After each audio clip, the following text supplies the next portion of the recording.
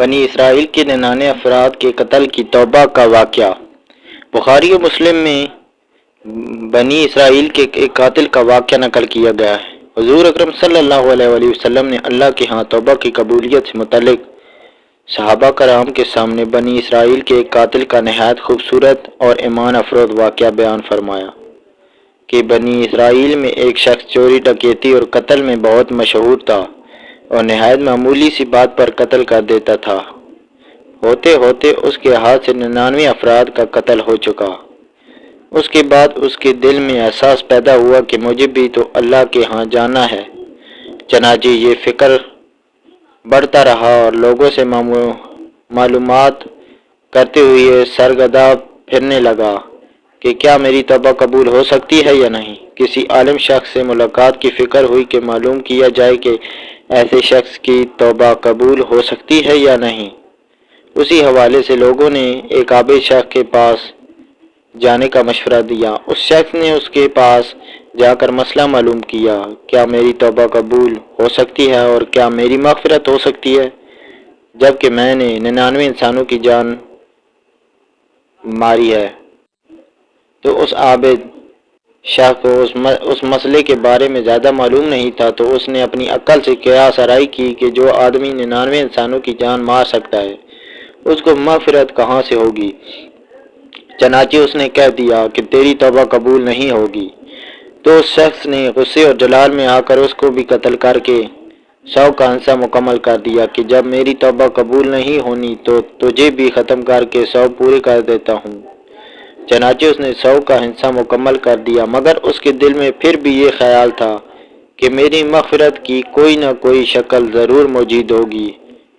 اس لیے اس نے لوگوں سے پھر معلومات کا سلسلہ جاری کر دیا کہ روئے زمین میں سب سے بڑا عالم کون ہے، وہی میرے مسئلے کا حل بتا سکتا ہے۔ آخر لوگوں نے اس کو بتلایا کہ فلاں جگہ ایک عالم رہتا ہے، اسے جا کے معلوم کرو۔ چنانچہ اس نے اس عالم صاحب کے پاس جا کر اپنی زندگی کی ساری کارگزاری سنائی اور 100 آدمیوں کو کس طرح سے قتل کیا سارا کارنامہ سنا دیا۔ معلوم کیا کہ اب بتلائیے کہ میری توبہ قبول ہو سکتی ہے یا نہیں، کہ اللہ کے ہاں مجھ جیسے گناہ گار کے لیے بھی مغفرت کا کوئی خانہ ہے۔ تو اس عالم صاحب کو چونکہ علم تھا تو اس نے بتلایا کہ تیرے گناہ معاف کرنے میں اللہ کے ہاں کوئی رکاوٹ نہیں۔ اللہ کی رحمت کا سمندر تجھ جیسے گناہ گاروں کے گناہوں سے بہت بڑا اور بہت وسیع ہے۔ چنانچہ اس عالم صاحب نے اسے مشورہ دیا کہ تم فلاں جگہ سفر کر کے جاؤ، وہاں کچھ اللہ کے بندے رہتے ہیں، ان کا مشغلہ صرف اللہ کی عبادت ہے، ان کے ساتھ مل کر اللہ کی عبادت کرو اور نادم ہو کر اپنے گناہوں کی معافی مانگو، انشاءاللہ تمہاری مغفرت ہو جائے گی۔ جب اس شخص نے آدھا راستہ طے کر لیا تو ملک الموت آ گئے۔ اب اس کی روح لے جانے کا مسئلہ کھڑا ہوا۔ آسمانوں سے رحمت کے فرشتے بھی آئے اور عذاب کے بھی۔ رحمت کے فرشتے کہنے لگے اس کی روح لے جانے کا حق ہم کو ہے، اس لیے کہ یہ سچے دل سے تائب ہو کر عبادت کے لیے جا رہا ہے۔ عذاب کے فرشتے کہنے لگے کہ اس کی روح لے جانے کا حق ہم کو ہے، اس لیے کہ اس شخص نے کبھی کوئی نیکی کا کام ہی نہیں کیا۔ اسی دوران آسمانوں سے ایک فرشتہ آیا۔ بعد روایات سے معلوم ہوتا ہے کہ یہ آنے والا فرشتہ حضرت جبرائیل امین تھے۔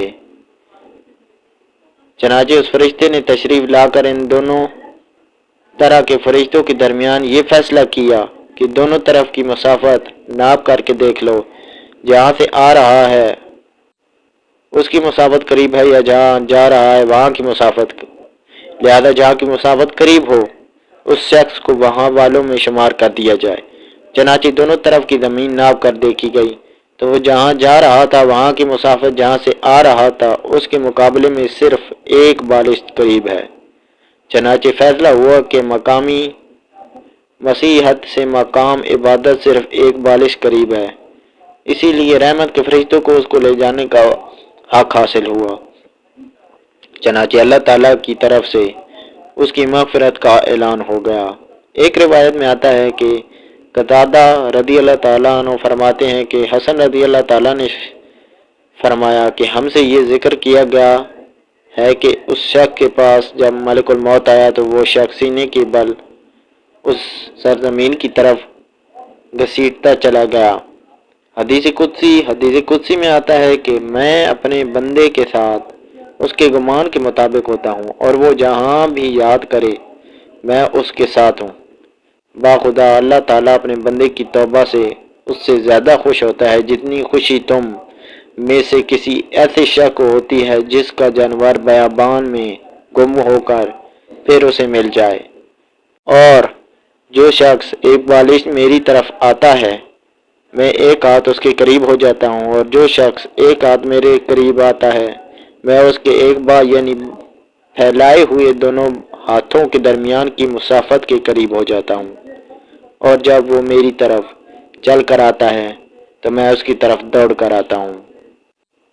حاصل، انسان جب بھی سچے دل کے ساتھ توبہ کرے گا تو اللہ تعالیٰ ضرور قبول فرمائے گا انشاءاللہ۔ یہ واقعہ خصوصاً ان حضرات کے لیے حوصلہ افزائی اور معاونت کا سبب ہے جو کہ بڑے بڑے گناہ کر کے اب مایوسی کی زندگی گزارے ہیں، کیونکہ شیطان انہیں مایوس کرتا ہے۔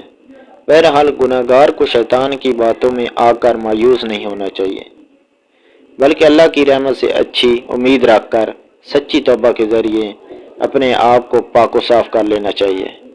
اللہ تعالی ہم سب کو عمل کرنے کی توفیق عطا فرمائے، آمین۔ ملتے ہیں اگلی ویڈیو میں، تب تک کے لیے اللہ حافظ۔ ویڈیو کو لائک کریں، چینل کو سبسکرائب کریں۔